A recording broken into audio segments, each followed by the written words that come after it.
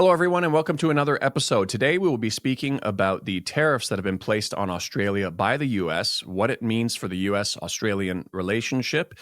And this is, of course, something that people like my guest, Robbie Barwick, have been speaking a lot about in terms of not relying too much on the U.S. and also not just following the demands of their foreign policy so blindly all the time.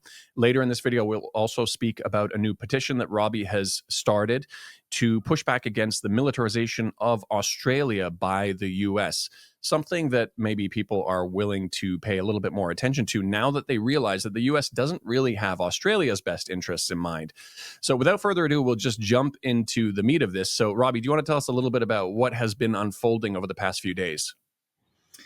Well, Daniel, Donald Trump has given Australians a huge wake-up call, and it's about time. So we've had a toxic relationship with the United States for a long time, and I did my own at the Citizens Party show today, and I compared it to a toxic personal relationship. That if your friend was in one where they're constantly getting taken advantage of, you'd say quit that relationship, right?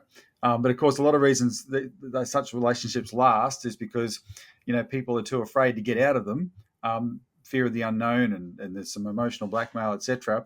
And in our case, though, we have signed ourselves up to a toxic relationship with America because 30 years ago, when the Cold War ended, we convinced ourselves that it would be terrifying and terrible for Australia if America was somehow to withdraw from its role in the Pacific, its security role in the Pacific, because we'd be defenseless and threatened by who knows who, right? And this is the story of the history of Australia. They're always worried about this great threat that will befall us because we're a white country in Asia. I mean, that is the mentality, and for that reason, we have to do everything we can to keep the Americans engaged in this part of the world, and that has included just an enormous amount of handing over the control of our nation and our economy to this foreign power. And we thought that we were onto a good thing because we were so loyal, right? We were Scrappy-Doo, Scooby-Doo's little nephew, right? We were so loyal. And now what we've seen is that here's Trump, who's tariff happy, ready to slap him on anybody. But we thought, well, hang on, but we're the Aussies, right? We're Crocodile Dundee. They love us. There's no way we've fought with America in every war since the beginning of the 20th century, right? That's how loyal we are, including all the disastrous ones. Plus, we've done a whole bunch of other stuff as well in the more recent period. But this loyalty surely would be rewarded, and this is the way we were talking. And of course, what Trump has demonstrated. And I think it's not unique to Trump, by the way. It would happen if the circumstances were right in other areas as well. An American president would always demonstrate this, that at the end of the day, America will only act in its own perceived interests, regardless of its allies. Right? Now, I'll give you a couple of examples why this is universal.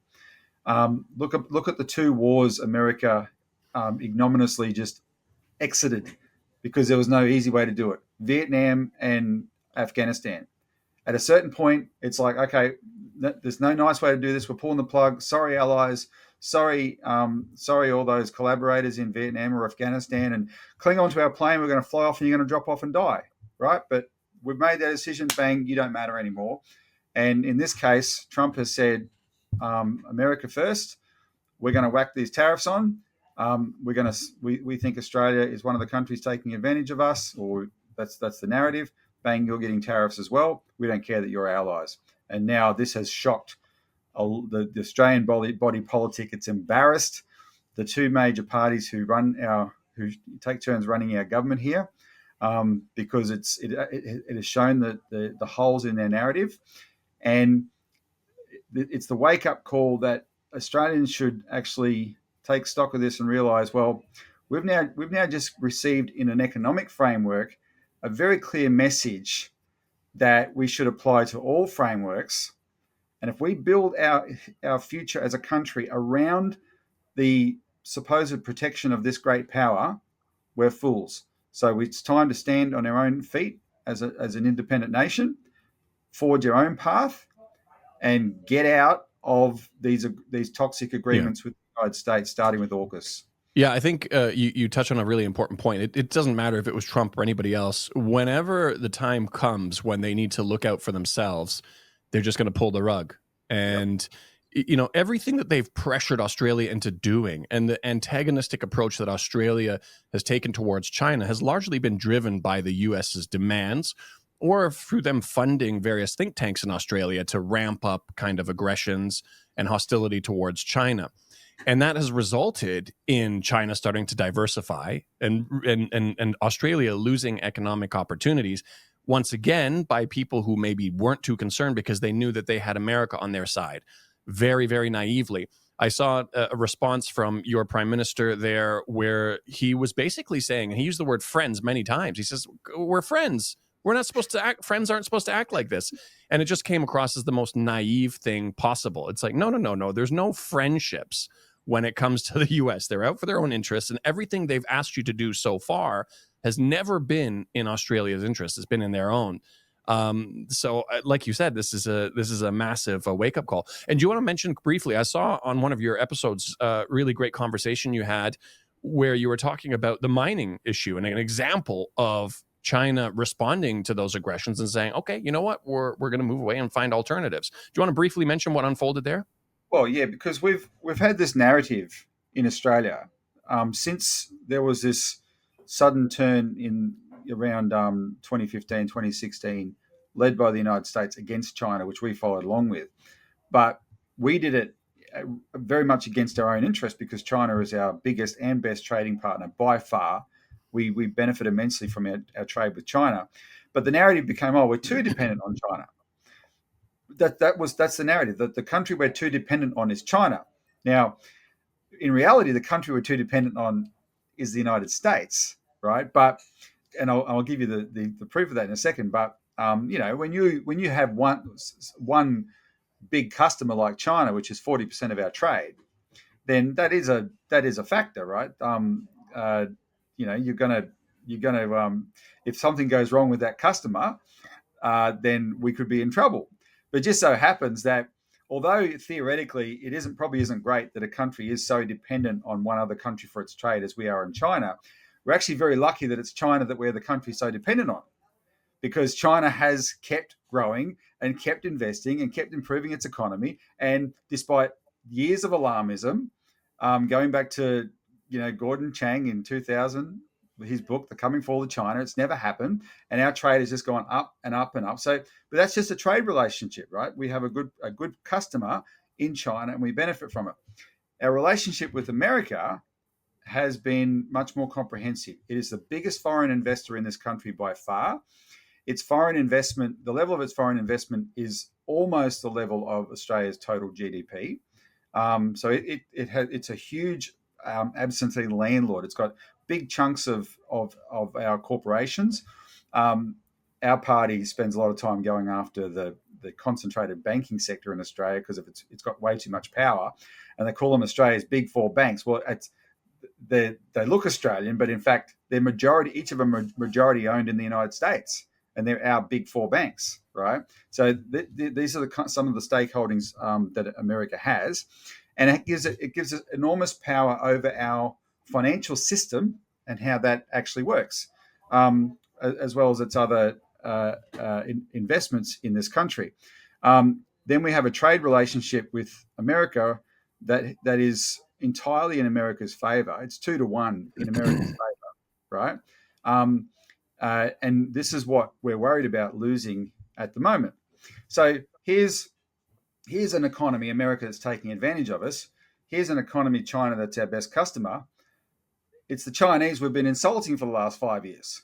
So what's happened is the Chinese have been going ahead with a diversification plan because they've been dependent on Australian iron ore a lot. Part of the dependence was because the main iron ore alternative to Australia in Brazil has had difficulties. There's been some production difficulties in there over the years. So as Brazil has had those difficulties, Australia has benefited even more from China's buying of iron ore. I actually have a brother-in-law who works on tugboats up in the north of Western Australia, where the biggest iron ore port is. I asked him, because China's not our only customer. South Korea gets iron ore, Japan gets iron ore. I said, what's the proportion that goes to China as opposed to these other customers? And he says, don't kid yourself. It's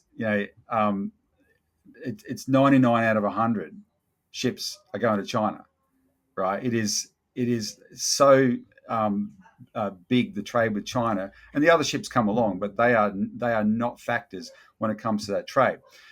So China has been developing an alternative iron ore source, though, in Guinea, in Africa, and it's a mountain that's essentially a mountain made of iron called Simandu. It's very high quality ore. It's something like the high 60 percentage points of actual ore, very high quality. And that high quality, even though Africa is a lot further away to ship the ore than Australia is, because it's such high quality, that makes up for the extra inefficiencies of shipping.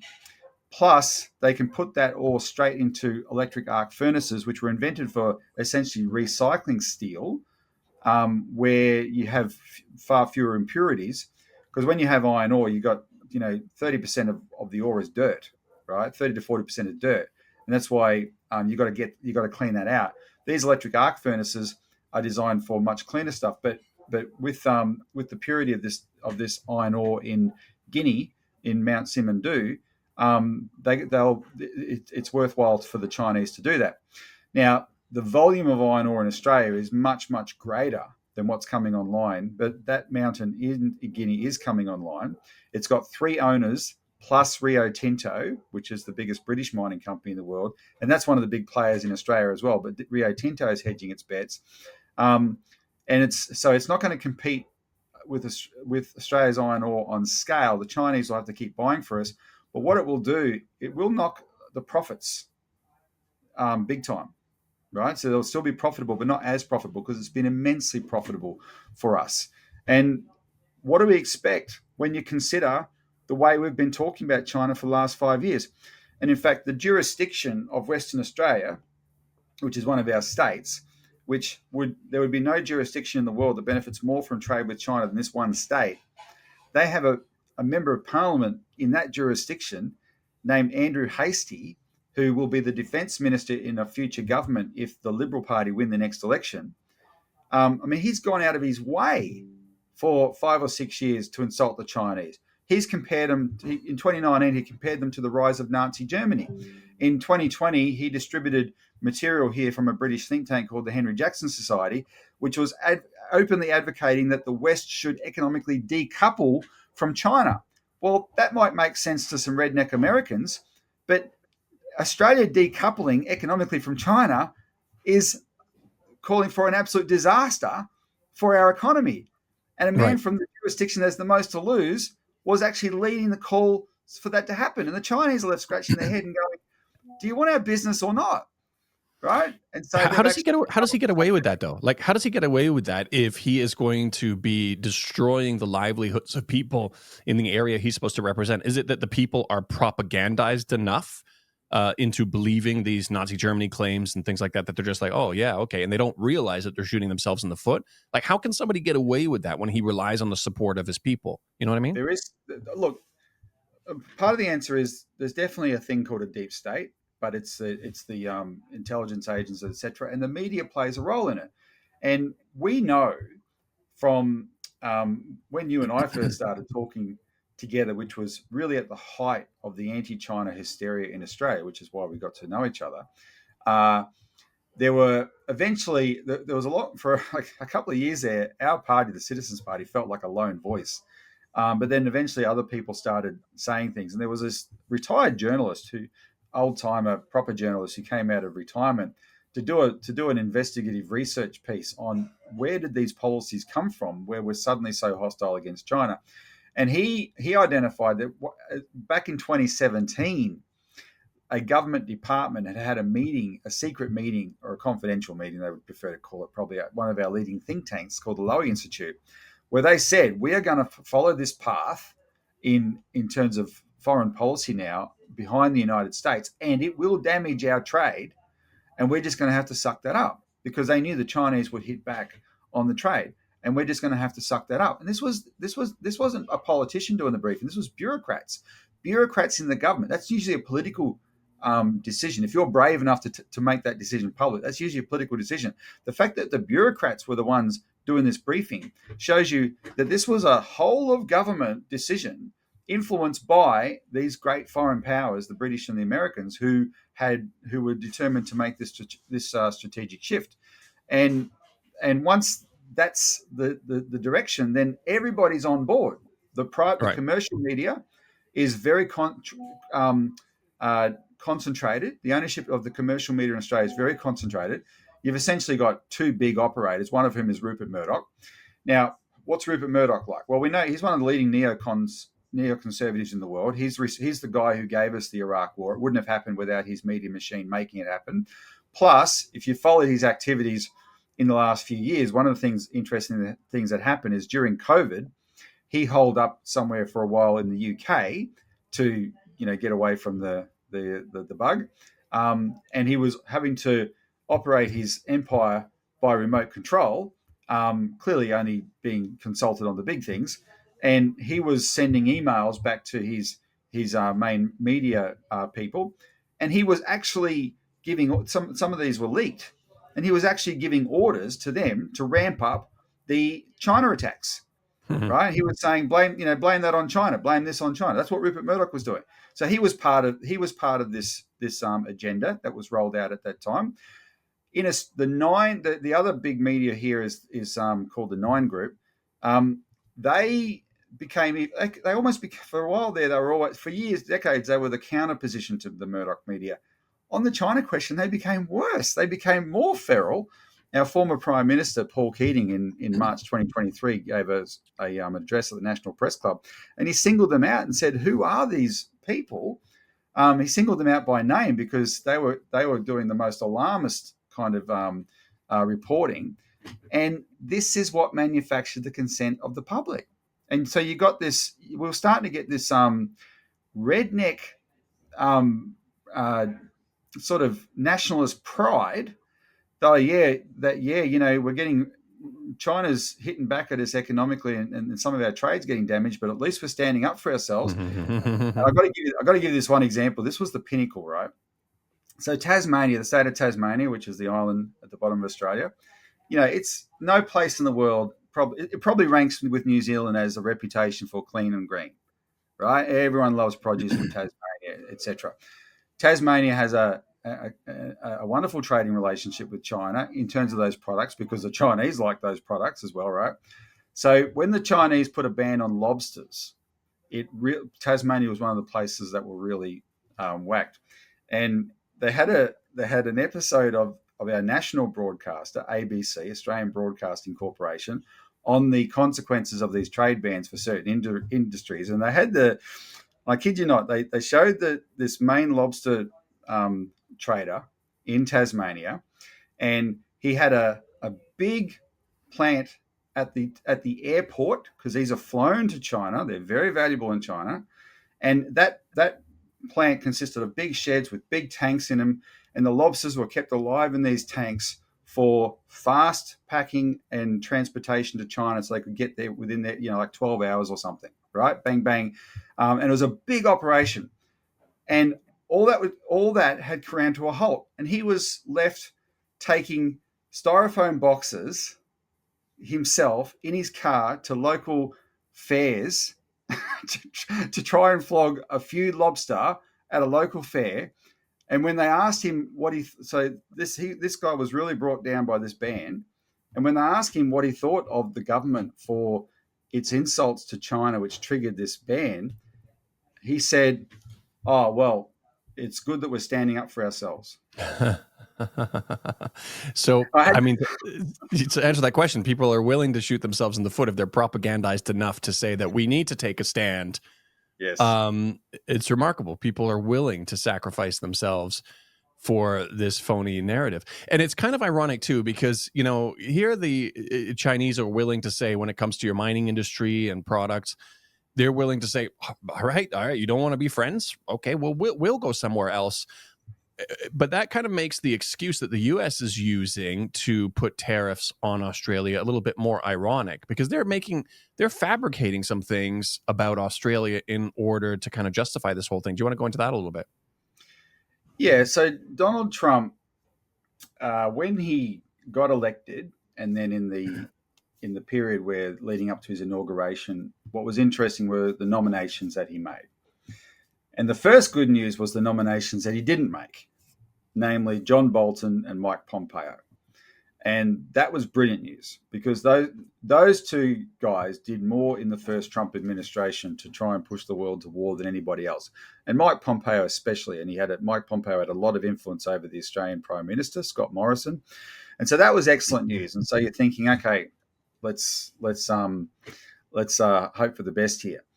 But then he also employed some characters that were clearly problematic, and those include the Defense Secretary, the Secretary of State, Marco Rubio. I mean, Marco Rubio, before he became the Secretary of State, as a senator, was the American leader of the Interparliamentary Alliance on China, right? And so this is this group of politicians from parliaments around the world that have all banded together. It's actually run out of the Secretariat's run out of London. The same think tank, the Henry Jackson Society, that this Australian politician was spruiking, and they're there to whip up trouble against China. So Rubio's out of that, and so you can expect him to act accordingly. But the person I'm thinking about that's the most trouble at the moment is Trump's trade advisor, Peter Navarro. And Peter Navarro was the third guy in the first Trump administration beside Bolton and Pompeo. This guy, Peter Navarro, is a vehement China hater, and he's a liar. He's an out-and-out liar. Now, when Trump was, because Trump was there up until the end of 2020, when during the COVID year especially, the relationship with China just spiraled out of control, right? And that's when it just got really, really tense. And Navarro was one of these people just pouring fuel on the flames as much as he could to stir it up. And people were just believing all this absolutely horrible claims about China, and it didn't matter what sort of claims it was, people just believed it, right? Because they caricatured the Chinese as a very evil entity, and these people are, and they would, while they would say, "Oh, we love the Chinese people, we just hate the regime," they're defaming the whole country. That was just rubbish, because if the regime's so awful, then you cannot tolerate the Chinese people who tolerate the regime, right? And that's right. It just doesn't compute. And so Chinese people were getting abused around the world. Well, this Peter Navarro is one of those guys. So he wrote a book, for instance, on trade, and he had some really blood-curdling quotes in his book against China and Chinese people personally. Quotes of the type, I can't remember the specific quote, but of the type that, Chinese eat babies, that sort of quote, right? Yeah. There was an eagle-eyed Japanese academic at an Australian university who was interested in those quotes, and she saw that they all came from the same entity, a person named Ron Vara. And so Peter Navarro kept quoting this Ron Vara, who was this authority on China and how bad China actually was.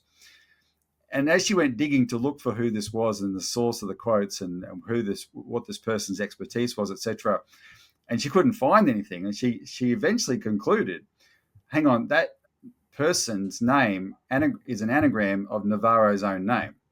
This guy, in order to look like he had authoritative quotes of his own personal bile and prejudice against China, made up a fake character to be the source of those quotes, right? That's who Donald Trump's trade advisor is. Right. So we've been going after him for years, but now Australia's been on the receiving end of his rubbish, because in order to justify these tariffs, he's made up all kinds of allegations against us. And now, it's one thing for Trump to be ambivalent and not care enough about Australia to exempt us from these tariffs. It's a whole another order of things for a person in the Trump administration to actively attack America's great partner, Australia. We are his loyal ally. And Yep. the kinds of lies is things like he said that our aluminium industry is controlled by China. Well, China has nothing to do with our aluminium industry. But this is an argument that he's made up that would appeal to Trump's prejudice, right? He's also said that our aluminium industry has undermined America's aluminium industry, and we broke an agreement that was brokered a few years ago to basically, not swamp America's aluminium industry. The problem is, Daniel, we're actually a small supplier into the United States. We are Yep. not the biggest competitor to the United States industry. And the only reason our trade went up was during COVID with supply chain disruptions. Yes, we'd had an agreement to say we would keep it under control. But during COVID, we were asked as a country to supply a bit more to make up for the supply chain disruptions. Yet he's Right. spinning that against us. And that's the person who's got Donald Trump's ear at the moment on trade and on Australia. What is it you think they're trying to accomplish with this? Like, so for example, with Panama, they put political and media pressure on the Hong Kong company that had interests in the Panama Canal, and they basically misrepresented it as saying Chinese controlled by China, when it had nothing to do with China. Actually, Li Ka-shing, who owned that company, he doesn't have much business interest in mainland China anymore as it is. And they successfully managed to pressure him into selling basically his interests in the region, and I think other overseas ports as well. What is it you think they're trying to do with these lies? Are they trying to get you to capitulate on something also, or for a hostile takeover, or is it something that perhaps hasn't even been revealed yet? Look, it's actually not as clear as some of those other examples, or even Canada and Mexico, where he's saying you got to crack down on the fentanyl, or else we're going to do this to you. Right? There's no equivalent of that trade-off for Australia. It does appear at one level, it just may be Donald Trump doesn't want to exempt. He wants to do these across the board tariffs because he has this view that if he can use tariffs to make America great again. Like a little bit of knowledge can be a dangerous thing. I saw Donald Trump's interview with Joe Rogan a little while ago, and these are 3-hour interviews, which you and I once tried to match. We won't do that again. Never say never. never say never.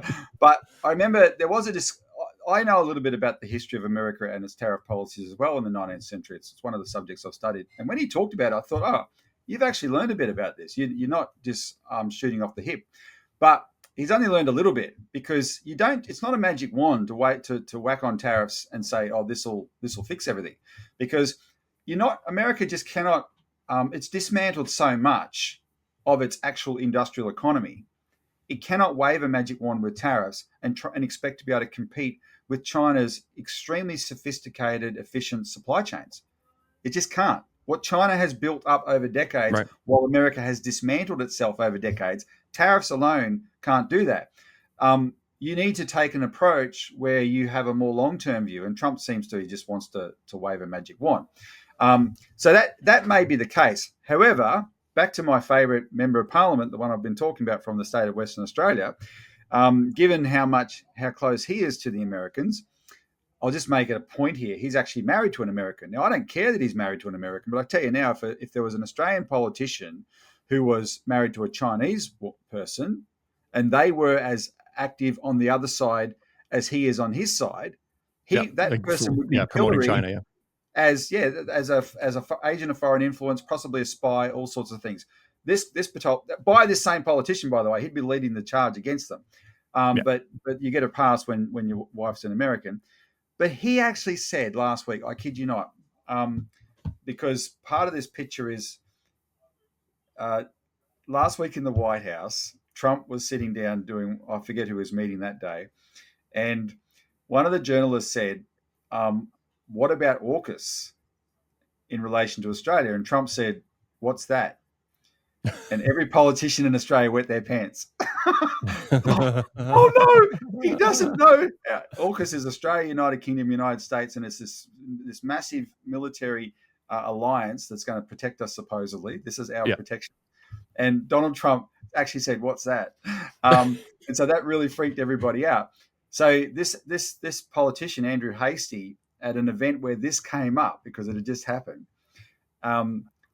he said, I kid you not, he said, "Well, what we do have the option to, um, you know, convince America to stay engaged by doing what Ukraine's doing and giving them our rare earth mineral resources, just like Ukraine is." That's actually what he said.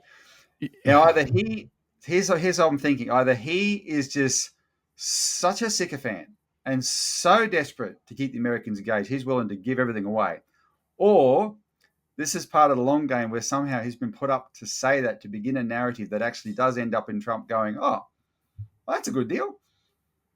Right? So that could be the thing that I was talking about that hasn't been revealed yet. Like this could Yes. be a lead up, a build up to that. And it's amazing because what is happening is completely illogical. Like you would think I was prepared and waiting for a story where this guy who was pushing America first, or, you know, the relationship with America, would finally come to his senses under the conditions of what's happening and say, "Oh man, maybe that was a little bit of a mistake to rely on them too much." Instead, he's gone completely, even dug himself deeper and says, "Well, let's start giving away our stuff to America." Like what? That does not make sense in any circumstance for somebody who's supposed to be looking out for the best interests of their own country and who's supposed to be looking after Australia. I mean, that's incredible. And then you also had some politicians that went over to the U.S. and they prepared a video also, which is pretty cringeworthy as well. You want to mention that because it kind of fits in with how pathetic this is. It's exactly the same mentality that this politician Andrew Hastie expressed, but this is the government, the elected government. They're on the other side. This is the Labor government now, and they were so desperate to try and get an exemption from this threat of tariffs that one of the things that they're very proud of as a government is Australia has a pension fund pool, and we call it superannuation. That's the term we use. And it's a system that started in the early 90s where there's a percentage of everyone's wages that are compulsorily taken out and put into these funds for investment, and you get them when you get your share when you retire, right? Yeah. And it's called superannuation, and all up, there's about a third of these funds are just run by as private funds by things like banks. A third of them are run by wealthy individuals who are smart operators who run their own funds, so they're called self-managed funds. And a third of them are industry funds, and industry funds are associated with the union movement, and the union movement is part of the Labor Party. That's currently the governing party. Yeah. All combined, there's about $4 trillion in Australian superannuation funds, which is, for a country of 27 million people, that's a lot of money, right? Now, when they first set it up, they promised that this would be used to invest in Australia, so we didn't have to borrow from overseas. Mm-hmm. Well, that's already not happening. But what they actually did is they decided that one way to convince Trump to exempt us is they prepared a promotional video, like an ad, to go to America for a lobbying effort. They held a big conference to invite all the decision makers in Washington along, to present them that we, Australia, were willing to use our fund of superannuation to invest in America to make America great again. Now, they didn't quite use those words, but they came very close to using those words. But that was essentially the message: we want to use our money to make America great again. And it was like, oh my, how low have we sunk? So cringeworthy. Let's play the video. Now, this video is the video, and I think there were some news people talking over it, commenting on it. Yeah, this was played. The only place I found this was on what's called the 7:30 report, which is from our main national broadcaster. So the narrator is discussing it as the video plays. Yeah, over top of it. It wasn't part of the original pitch. So let's pull that up here. Here we go.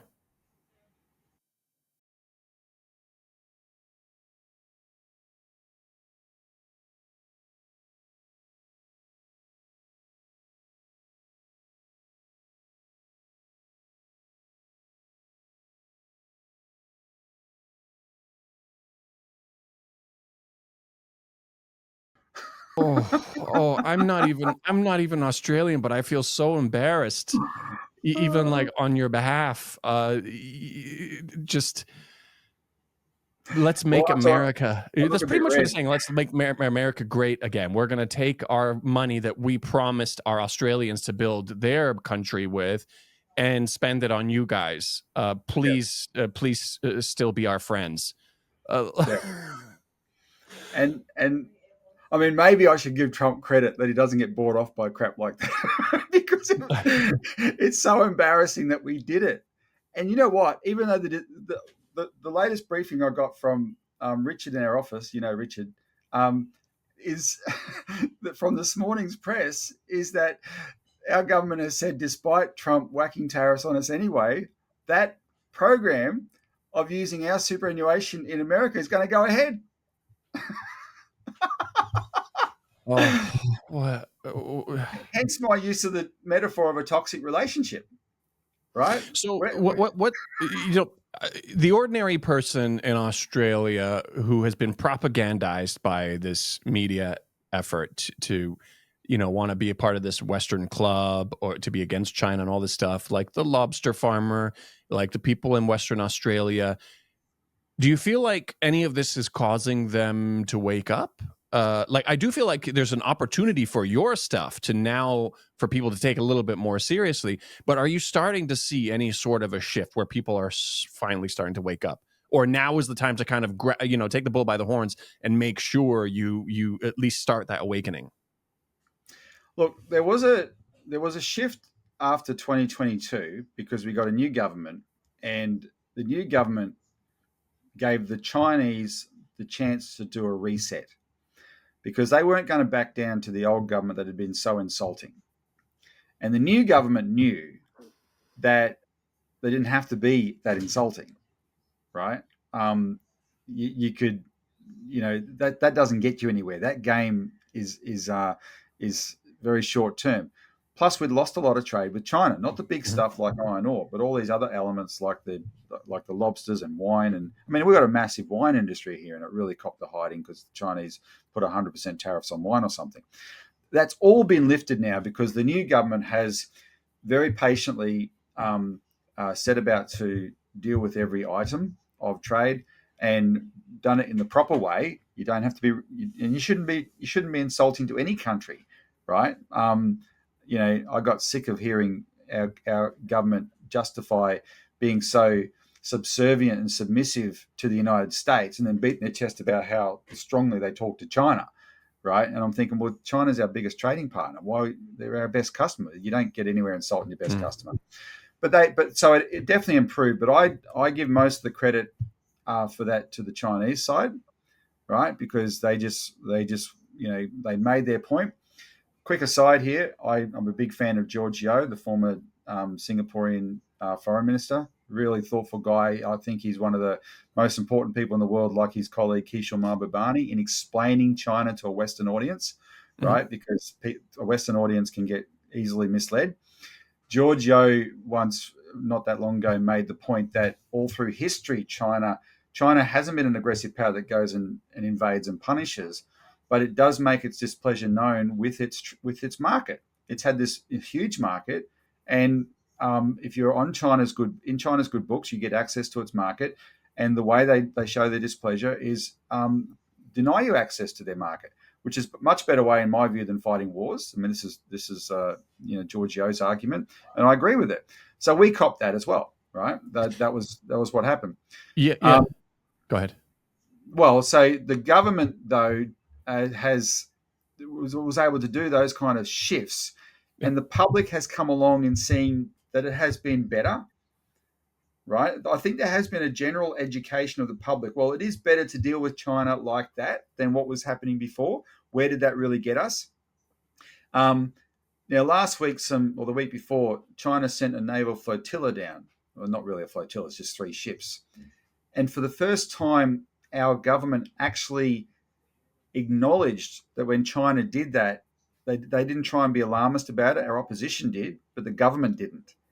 And the government said, well, hang on, what China's doing is in accordance with international law. And then it said, more importantly, We spend a lot of time up in the South China Sea, and if we want our activities up there to be protected by international law, we can't complain when China comes and does it down here. And I never to see the day a government would acknowledge that, but they did. That is, yeah.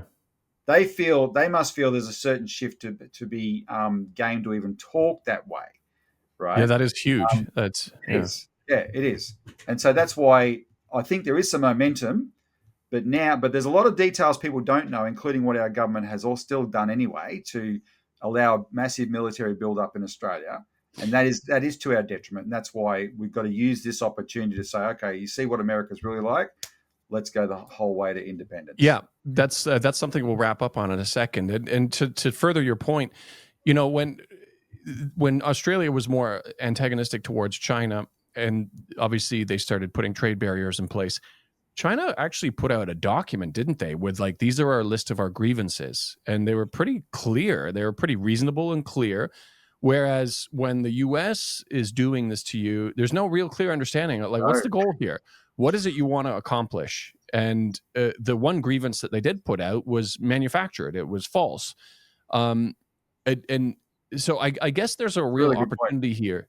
Yeah, there's a real opportunity here in these few years under Trump to really educate people on how you need to reduce your reliance on the U.S. and not just blindly follow their orders or follow whatever is in their best interest, their foreign policy interests. Because there is a risk, obviously, 4 years later or whatever it is, when somebody else comes in and things smooth out again, that they start forgetting about it. And they're like, oh, okay, yeah, let's cozy up again. When you realize the inconsistency and the risk of things changing at any moment with the U.S. And again, like you said, it's not just a Trump thing. You've seen them always act in their own interest at the detriment to Australia, whether it be leaving them behind in invasions or whatever it is. So with that said, go ahead. And then we can go into your petition, which is a perfect opportunity now that people are starting to realize what's going on. Because the Chinese did take trade action, and when they explained why, because Australian journalists were asking them why, and the Chinese ambassador at the time wrote 14 points of, well, these are the reasons these are the issues that we have with Australia. And of course, that was at the height of the tensions and the propaganda. And those 14 points were spun into alternatively 14 grievances or 14 demands, right? And they were just explanations. And when you read them, they were entirely reasonable. And like you said, at least it was an explanation. Right. We were calling the trade sanctions by China coercion, economic coercion. Now, essentially, Trump is doing the same thing to us right now. It's economic coercion. They're saying we're not quite sure what he wants, but they're punishing us like the Chinese punished us. But no one in the media here is calling it economic coercion, right? Yeah. They can do exactly the same thing as China was pilloried for, but it's okay if America does it. And it's part of the hypocrisy that people see through. One little interesting thing, we're about to start an election campaign. Our party's in campaign mode, but there'll be an election down here before the end of May. And both parties are going out of their way to try and suck up, for want of a better term, to the Chinese community, which is it's the largest ethnic community in Australia. Many different types. There's Australian-born Chinese, there's mainland Chinese, there's Taiwanese, there's Chinese from Singapore and Malaysia and all the diaspora and whatever. So all up, it's a very large community, about 1.5 million Chinese in Australia. But last time they voted, they had already 60 or 70%, 70% always used to vote for the Liberal Party. But then when that government went so feral behind Trump and Pompeo last time under this guy, Scott Morrison, they switched their vote so that 60% voted for the Labor Party, and that's how the Labor Party got in. And now Labor Party knows that it needs that vote to stay elected, and the Liberal Party knows that they need to get that vote back. And so that has helped to change the rhetoric at the moment, and it's part of, and I think it's a good thing, frankly, because some people will demonize that and say, oh, look, some idiots will say, well, the Chinese have played a century-long goal to inculcate people into Australia so they can influence Australian politics. I mean, they're that paranoid. But if you're going to deal with a country as important as China, don't you want to have people inside your country who know that country really well because they are Chinese? Well, yeah, right? and actually, the other thing too is though that a lot of these overseas Chinese communities aren't really necessarily aren't very often just really pro China. If anything, they've been propagandized with everybody else in their media environment against China. But perhaps what they realized is with this, the type of demonization against China resulted in the demonization of Chinese people as a whole. Because, like you said, if China really was like this, if China really was doing all this stuff and Chinese people were just sitting by and not doing anything about it, well, then that Yeah. says something about Chinese people as a whole. So again, yeah, it's a little bit flawed to think, oh, well, because they're Chinese, they're going to vote for whoever's most favorable towards China. No, that's sometimes it's the opposite. Sometimes the most rabid anti-China activists are overseas Chinese who have been propagandized into the system. So I think that's an important point too. Is just it just went too crazy where Chinese people as a whole were being affected. Because they were inciting actual racism, and a lot of Chinese people just Yeah. going about their business were copying it. Yeah. That was the huge rise in anti-China hatred and attacks and all that kind of stuff. They were feeling it, no, for sure. So now, moving forward, taking advantage of this moment of clarity that has provided itself to everybody. What is your petition about? Why is it important? And when does it start? To give us all the details. Okay, so I want to read it out because it's rather brief, but essentially we have this AUKUS agreement with the United States and the United Kingdom, and it's getting increasingly ridiculous. So first of all, it was negotiated in secret in 2021 between three men that are now completely discredited individuals. Mike Pompeo couldn't get a job in the new Trump administration. Scott Morrison is a reviled political figure in Australia, and Boris Johnson is a lunatic who has the blood of 1 million Ukrainians on his hands because he's the guy that stopped the deal that could have stopped the Ukraine war after a month, right? So they're all hated, yet these are the wonderful men who secretly negotiated this AUKUS thing for us. Australia, it has the essence of AUKUS is Australia acquiring nuclear submarines for itself. It's the price tag in current dollars is $368 billion, which is just it is so mind-blowingly large for an Australian budget. Like that might not seem big in the American defence budget. For an Australian budget, it's mind-blowingly large. Yeah. It's going to saddle ourselves and our kids with debt. And the worst part of it is the deal we've got with the United States and the United Kingdom. They're not guaranteed to have to deliver the product that we're paying for. They have a clause in there that at any moment they can give us a year's notice and pull out, and there's no clawback on the money that we've paid up to that point at all. And we've already been paying money. Like as soon as Trump got elected, we went over there.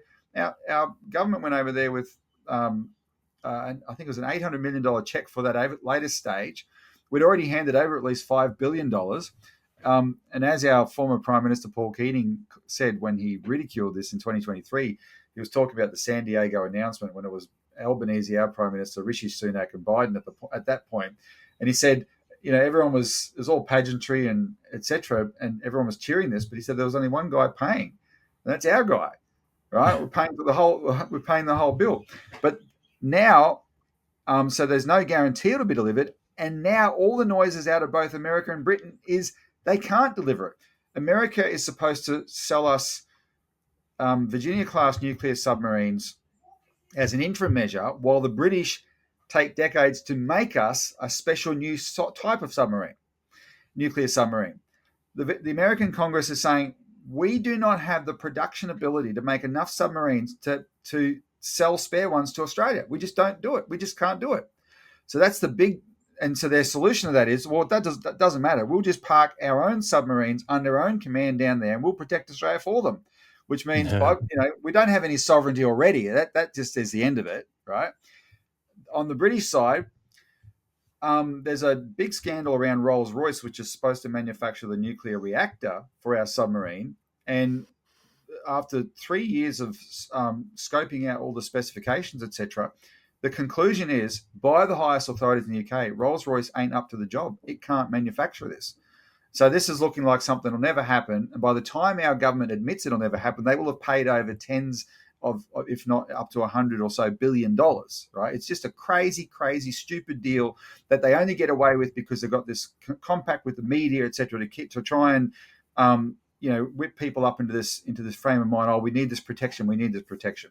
So what we've said is, okay, finally, here's an event, Trump's tariffs that have forced Australians to look at the actual nature of the United States. Like the British Empire before it, there's no permanent allies, only permanent interests, right?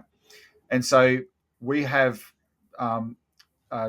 drafted this petition, which we're launching today, and we can put a link below. It says, cancel. It's quite basic. Cancel the AUKUS agreement.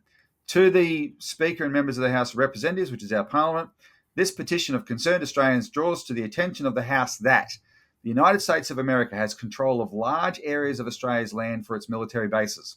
The United States is the largest foreign investor in Australia by far, with extensive shareholdings in Australia's biggest and most profitable corporations and other investments amounting to $1.17 trillion. The United States-Australia Free Trade Agreement is heavily in favour of the United States, which enjoyed a trade surplus with Australia in 2023 of $32 billion.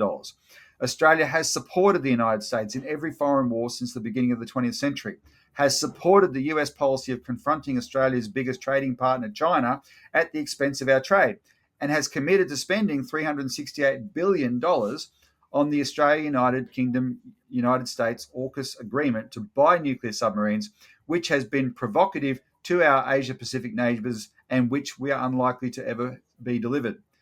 Nevertheless, the United States government has imposed large tariffs on Australian aluminium and steel, a decision which demonstrates that the United States will always put its national interest first, regardless of its allies.